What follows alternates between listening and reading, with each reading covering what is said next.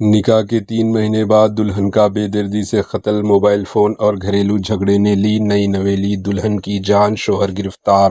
ریاست اتر پردیش کے آگرہ سٹی میں نکاح کے صرف 3 مہینے بعد ایک نئی نویلی دلہن خاتون کے قتل نے علاقے میں سنسنی پھیلا دی۔ بند مکان سے خاتون کی نعش برآمد ہونے کے بعد پولیس کا شبہ سب سے پہلے ہسبینڈ پر گیا، کیونکہ واردات کے بعد وہ گھر پر لاک لگا کر فرار ہو گیا۔ پولیس نے چند ہی گھنٹوں میں ملزم شوہر فرحان کو گرفتار کر لیا۔ اعظمی، جو جھانسی کی رہنے والی تھی، کہ پہلے شوہر کا کینسر سے انتقال ہو گیا تھا۔ اس کے بعد انہوں نے 20 اپریل 2026 کو آگرہ کے رہائشی فرحان سے دوسرا نکاح کیا تھا۔ دونوں کی ملاقات ایک میرج ویب سائٹ کے ذریعے ہوئی تھی۔ فرحان اس سے پہلے بھی 2 شادیاں کر چکا تھا، تاہم اس کی دونوں بیویاں اسے چھوڑ چکی تھی۔ دونوں کے پہلے سے 2 بچے تھے، لیکن اعظمی اپنے بچوں کو ساتھ نہیں لائی تھی اور وہ اپنے نانا کے گھر رہے تھے۔ پولیس کے مطابق پوچھ تاچھ میں فرحان نے قتل کا اعتراف کرتے ہوئے دعویٰ کیا کہ اس کی بیوی اعظمی اسے اپنا موبائل فون تک چھونے نہیں دیتی تھی، جس کی وجہ سے دونوں کے درمیان اکثر جھگڑے ہوتے تھے۔ اس کے علاوہ بچوں کی ذمہ داری اور گھریلو معلومات پر بھی مسلسل اختلافات رہتے تھے۔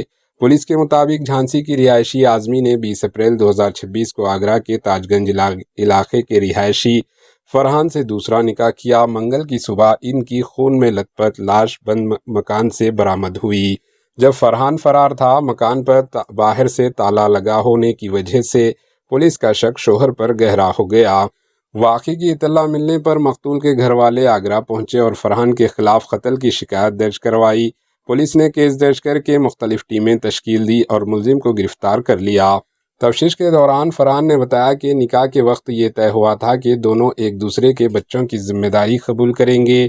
اس کے مطابق اعظمی اپنے بچوں کو میکے چھوڑ آئی تھی، لیکن جب وہ اپنے بچوں کو گھر لے آیا تو اعظمی ان کے لیے کھانا نہیں بناتی تھی، جس پر آئے دن جھگڑے ہوتے تھے۔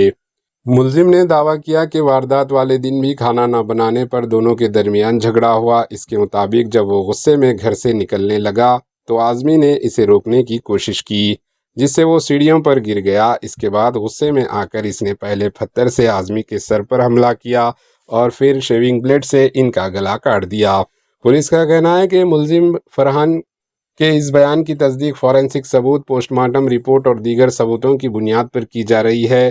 ملزم فرحان کی نشاندہی پر قتل میں استعمال ہونے والا شیونگ بلیڈ بھی برآمد کیا گیا، جسے فورینسک جانچ کے لیے بھیج دیا گیا۔ Bureau report, AHN news.